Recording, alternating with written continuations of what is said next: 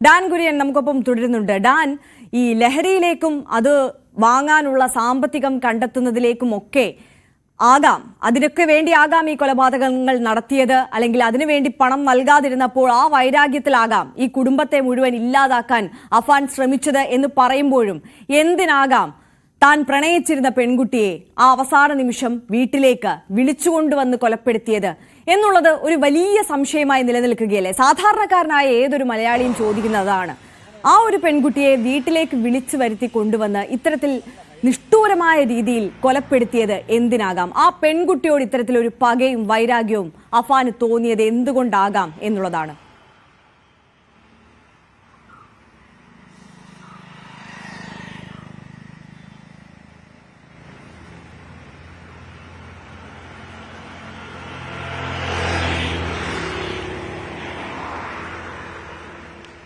ആര്യ, അങ്ങനെയൊരു ക്രൂരതയിലേക്ക് കടന്നതിന്റെ കാരണം തന്നെയാണ് പോലീസ് തേടുന്നത്. വിശ്വസിച്ച കാമുകനൊപ്പം യാതൊരു പരിഭവങ്ങളുമില്ലാതെ വീട്ടുകാരോട് യാത്ര പറഞ്ഞ് ട്യൂഷന് പോവുകയാണെന്ന് പറഞ്ഞ് ഇറങ്ങിയ മുക്കുന്നൂരിലെത്തിയ പെൺകുട്ടിയാണ് പിന്നീട് ബൈക്കിൽ ഈ അഫാനൊപ്പം ഇവിടേക്ക്, അതായത് പേരമലയിലെ ഇയാളുടെ വീട്ടിലേക്ക് എത്തുന്നത്. വീട്ടിൽ കാമുകിയെ വിളിച്ചു വരുത്തി അകത്ത് കയറിയതിനു ശേഷം പുറത്തേക്ക് എത്തുന്നു. പുറത്തെത്തി സഹോദരന് വേണ്ടി കാത്തു നിൽക്കുന്നു. കാത്തുനിന്ന സഹോദരൻ സ്കൂൾ വിട്ട് വന്ന് ഇയാളെ ഉപായത്തിൽ ഭക്ഷണ സാധനം വാങ്ങാനായി പുറത്തേക്ക് പറഞ്ഞു വിട്ടതിന് ശേഷമാണ് വീടിനുള്ളിൽ കടന്ന് അതിക്രൂരമായി ഈ 22 വയസ്സ് മാത്രം പ്രായമുള്ള ബിരുദാനന്തര ബിരുദ വിദ്യാർത്ഥിനിയായ ഈ 22-കാരിയായ ഫർസാനയെ അതിക്രൂരമായി തലക്കടിച്ച് മുഖത്ത് ഈ ചുറ്റിക ക്ഷതമേൽപ്പിച്ചും കൊലപ്പെടുത്തിയത്.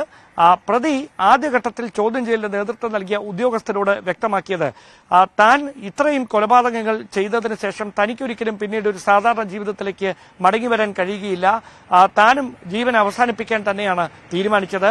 അങ്ങനെയാകുമ്പോൾ താൻ സ്നേഹിച്ച പെണ്ണ് അവൾ ഒറ്റയ്ക്കായി പോകും, അതുണ്ടാകാതിരിക്കാനാണ് അവളെ കൂടി വകവരുത്തിയത് എന്നാണ് അന്വേഷണ സംഘത്തോട് പറഞ്ഞത്.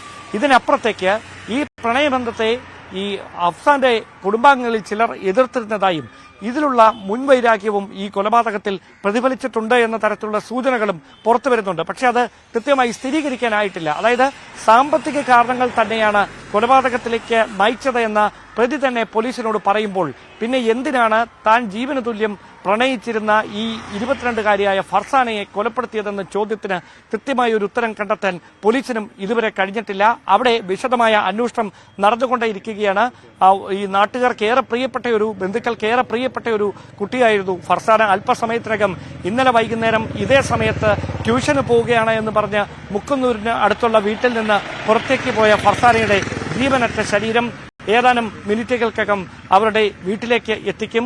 ആ നടക്കുന്ന കാഴ്ച ഉള്ളിൽ എങ്ങനെ താങ്ങുമെന്നറിയാതെ വേദനിക്കുകയാണ് ബന്ധുക്കളും നാട്ടുകാരും.